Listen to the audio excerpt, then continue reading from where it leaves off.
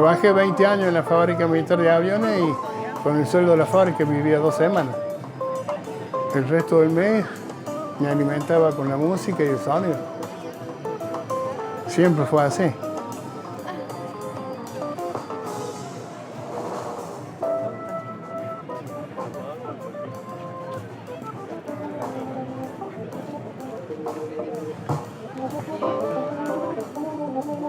Córdoba es un pueblo cuartetero, el pueblo cuartetero de Argentina. Entonces los demás estilos musicales en Córdoba se ven un poco relegados.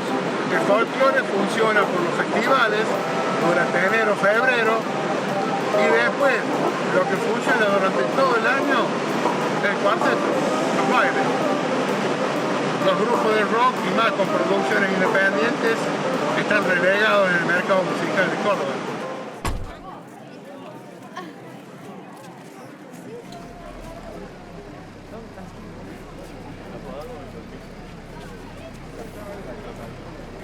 Yo bajaba al centro y recorría todas las casas. Empezaba por una y terminaba en todas, ¿viste? Recorriendo la batea de oferta. Ahí pasaba yo y arrasaba con las ofertas.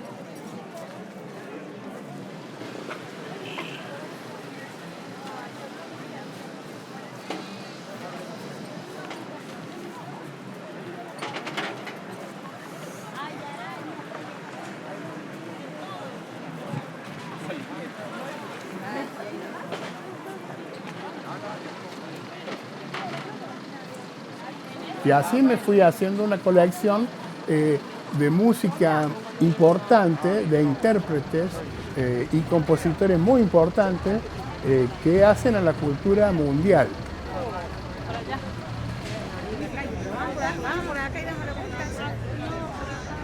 El primer disco que yo compré fue Crucero de Mar de Johnny Rivers. Después de Crucero de Mar de Johnny Rivers, todo el rock nacional de los 70, hasta que aparece un chico amigo batero, ¿ah? Me dice, dale, préstame esos discos que vos tenés de rock nacional. Y me dice, toma, anda, escuché esto. Zeppelin 2. Y de ahí para acá, bueno, me interesó todo lo que fue el rock sinfónico. Todo el rock de los 70. Del 68 al 78. Esos 10 años, nada tiene de estar.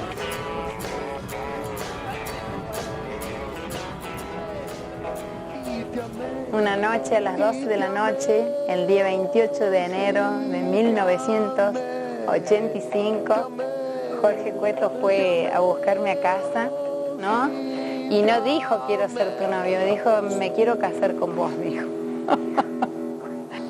Mis hijos tienen, la nena tiene Yasmín 8, Matías hoy cumple 10 años y Ezequiel va a cumplir 12.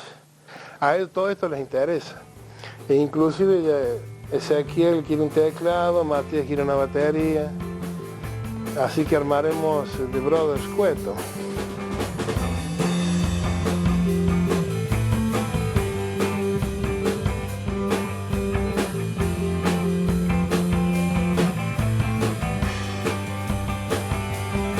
Uno de mis hijos es el guitarrista de la banda, el otro es el tecladista. Yo hago bajo, voz, compongo los temas y estamos trabajando con un batero, que es el material que estamos grabando ahora para un próximo disco.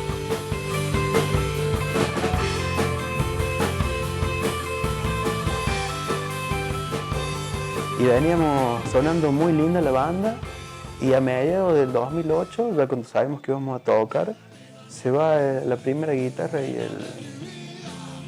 el baterista. Yo venía, estaba por ahí ensayada, más que toda una rítmica, y ahí yo tuve que pasar al frente como guitarrista, así que esa fue mi primera presentación con mi padre, con mi hermano en teclado, ahí en el Cosquín Rock en 2009. Y fue la primera buena fecha que hice yo, que toqué en vivo, y toqué con mi viejo, con mi hermano, la guitarra, el batero Robbie Polizzi, el cantante de los Búfalos, nos tocó la batería en ese momento, y otro amigo mi viejo hizo segunda guitarra. Salió así, me parece todo como está.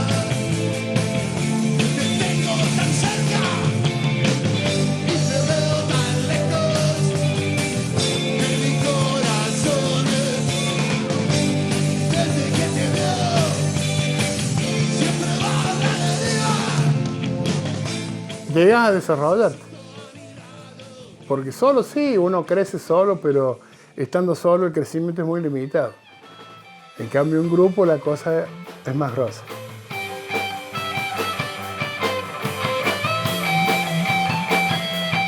En febrero, enero-febrero, sí, el 3 de febrero falleció mi señora.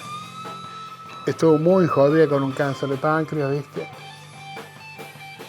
Y esa semana antes de que falleciera íbamos a hacer un acústico para ella abajo y no pudimos llegar a hacerlo. Porque el miércoles a la noche la tuvimos que llevar a internar de urgencia, ¿viste? Tuvimos el infortunio de que ella falleció el 3 de febrero de este año. Y a partir de ahí tratamos de ser los pilares de mi papá, ¿viste? Como a él le gusta la música, le gusta hacer lo que él hace. Y mi mamá nos pidió que no dejemos de tocar porque ella sabía que se venía. Siempre me ayudó, siempre me acompañó en todo. Así que esto que estamos haciendo va a ser como un homenaje a mi señora.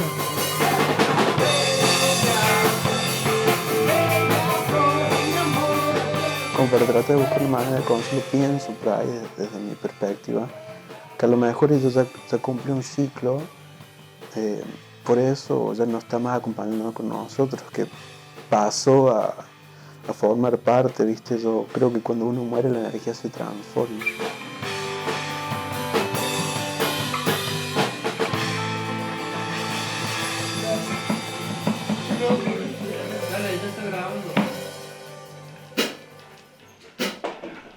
Sí, está grabando. ¿Qué está grabando? Si no tengo batería. Está grabando todo, acá tengo todo. Acá no escucho la batería, yo, Wally.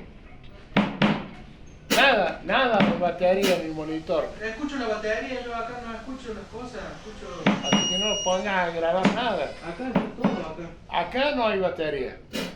Y ella siempre mediaba, ella siempre estaba en el medio, apaciguando las aguas y, viste, por ahí en los ensayos, cómo es mi padre, la manera, el tono de voz, cómo nos hablamos y bueno, falta la media hora. ¿Sí? Todo esto pasa hoy en nuestra tierra. Así que fue totalmente ver cómo tratar de generar el diálogo, viste, que no falte conversación, de por más que se hable en tono fuerte, tener paciencia, contar hasta 10, respirar. Aparte del viejo, viste, si nos dio todo, no podamos estar peleados, la familia.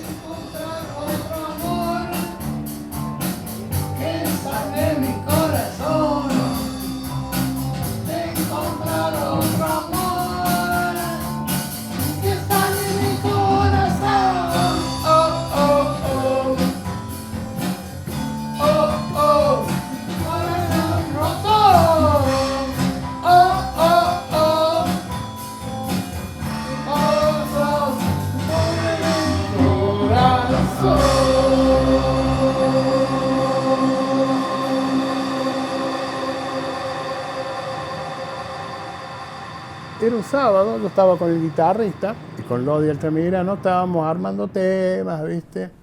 Y compramos unas costeletas, un poco de papa y una damajuana de vino. ¿Ah?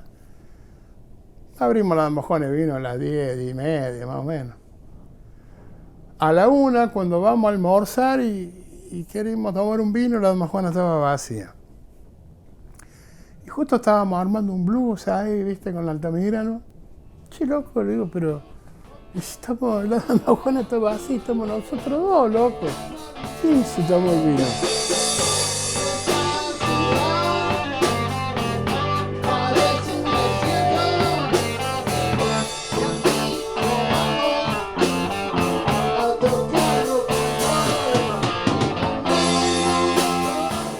Lo que la mona hace es un cover. Es una versión de un tema que no es la original.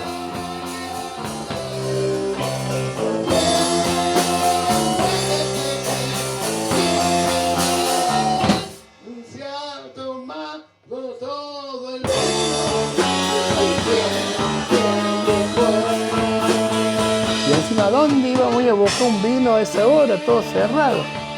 Así que esta ciudad parece un desierto, loco, y acá no vamos a poder tocar rock and roll. Y la segunda guitarra de mi banda ingresa a tocar a la orquesta de la Mona. Mario Altamirano. Él le pasa el tema Quien se tomó todo el vino a la Mona en el año 85 y en el año 86 sale el disco La Mona en vivo en Sargento Cabral, que trae el tema mío Quien se tomó todo el vino.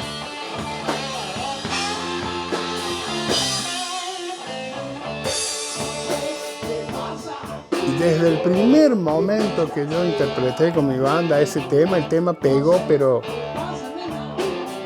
fue una pegada instantánea. El Teatro Griego lleno, 3.000 personas. Yo lo tocaba con la banda y la platea lo cantaba. Cuando el tema pega a la gente, cuando el tema le gusta a la gente, cuando el tema tiene reacción, la gente lo lleva al tema. Es como que la gente lo hace propio, se apropia del tema.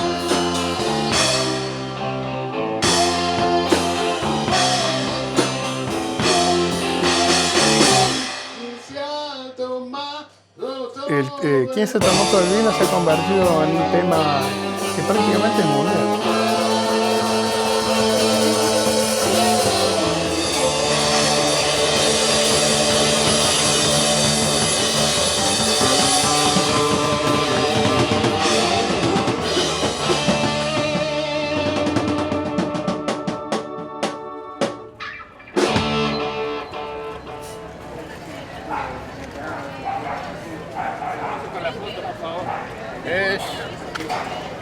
¿Cómo andás, Darío? Que no se ríe, no sale en la foto. ¿Cómo andan, Nené? ¿Contás?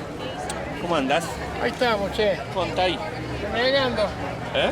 Renegando nomás. No, no reniegue, por favor. Pare de sufrir. Claro, Pare de sufrir. sería lo ideal. Sería lo ideal, pero hay que dejar correr el tiempo. No se para de asado, te vas a unos vinos. Pasa todo. Claro. Están grabando. Estamos grabando bases.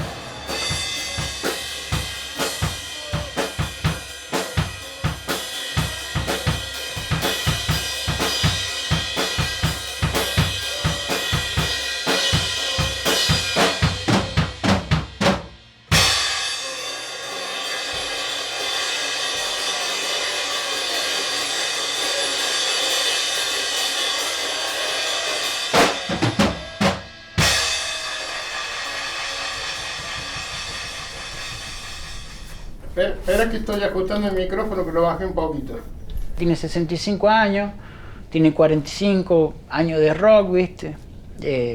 Tiene mucha vida ya, muchas cosas hechas, pero todavía tiene mucho por hacer y eso es lo que tenemos que tratar nosotros, ¿viste? De que hasta el último día se dé su mayor esfuerzo por su legado, porque este es su legado. Llévame a conocer lo dulce de esta vida. Demasiado, solo estoy parado aquí a la orilla. Nena, nena, nena, nena de mi vida. Me encantó, hermano. Es exactamente lo que estaba pidiendo. Perseguidos, censurados, encarcelados. Somos los sobrevivientes, sobrevivientes del rock and roll. Trabajamos con mi señora juntos 33 años por nuestros hijos y al final todo lo que uno hace para los hijos. Es así. Esta ciudad parece un desierto y aquí no vamos a tocar.